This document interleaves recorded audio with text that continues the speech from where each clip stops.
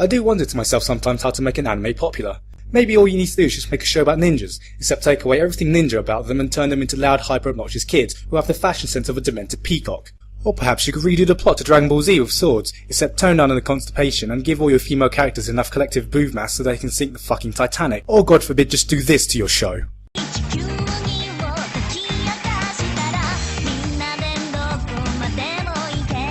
The only thing for sure is that an anime certainly doesn't have to be good to be popular, and an anime that's good can be very easily missed. No anime fits this case better than Baccano, an anime which somehow missed the spotlight of 2007, since every time I tell someone to watch it I get this strange bewildering look like I'm some sort of elitist prick, because I'm apparently one of about 10 people who've seen or heard of the show.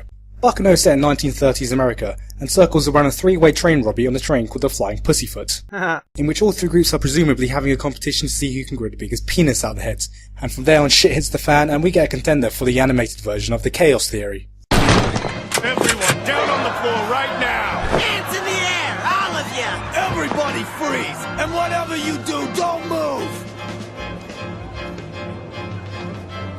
But which one should we do?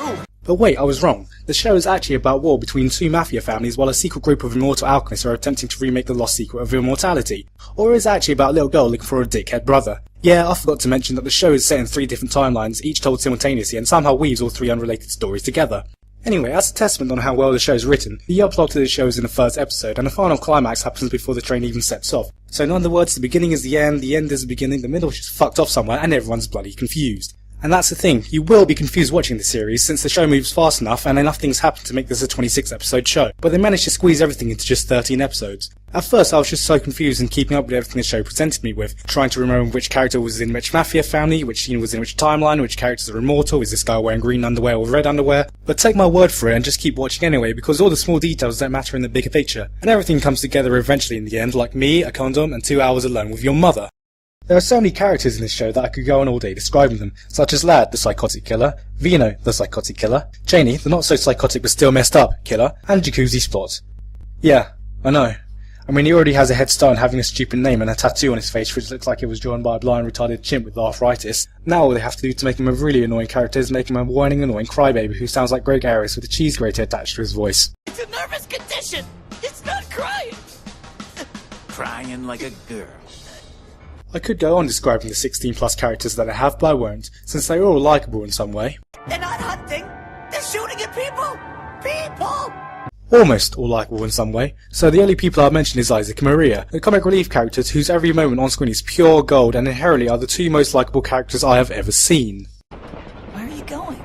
My friend, we are going to hunt down the rail tracer. We're going to ask it very nicely to get off the train. Oh, I forgot to mention there's a mythical creature called the Rail Tracer chasing and killing random passengers on the train. That monster is real bad. You'll both die. Don't you worry. If things get ugly, I'll use my trusty 100 guns. But you don't have any guns. How about that? But you know what? A grizzled old ranch hand asked me once. Know where a real cowboy keeps his gun? His heart. Try not to die, okay?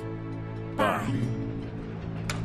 Normally with a show that has 3 storylines being told simultaneously, a cast of characters too big to count and only 13 episodes, the term clusterfuck may be applied. But Baccano achieved something I thought it never could achieve after I finished watching the first episode. It clears up every storyline without too much confusion and somehow links them all together. It makes every character likeable and cool while giving those characters enough depth and development that even Jacuzzi Splot becomes likeable in the end, and makes it so damn entertaining that it's hard to find a single minute that's boring. Seriously, this is a show that has everything. Great action, great comedy, horror, and goddamn even a bit of romance. The show is surprisingly gory, which isn't for everyone, but personally I thought it just added to the whole fun of the show. Its style and music give it a sense of coolness that I haven't felt since watching Cowboy Bebop, and I can't remember the last time I've had so much fun with an anime. It's one of the only animes I've seen which can have me laughing 1 second while scared shitless the next second while getting me excited for the action in the next scene. Isn't that right, lad? Yeah, that's right! I would recommend watching this anime dubbed since you can hear all of the New York accents, which, while not perfect, still help immerse you in the show and make it feel like you're watching a genuine 1930s gangster movie and not just an anime. The main cast are all relatively unknown, which is a breath of fresh air from the usual let's get Wanda Lee and Michelle Ruff to voice every fucking female character under the sun. In the end, Baccano is a series which no one should miss because it is what every anime should be, pure, untainted entertainment. And it's a shame that everyone's too busy worshipping the Harry figurines and tossing off to the newest Death Note yaoi fanfiction that it showed didn't get more exposure. It has the coolness and style of Cowboy Bebop, the crazy characters you find in the Guy Ritchie gangster flick, and a Pulp Fiction style of storytelling that you just have to watch to appreciate. Top this off with one of the best anime openings I've ever seen, and you have yourself one hell of a show. So you know what? I'm just gonna stop trying to convince you to watch it and just tell you to bloody watch it.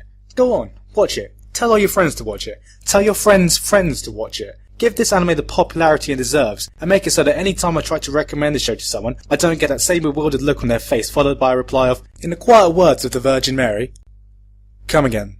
I give this anime a well-deserved 10 out of 10.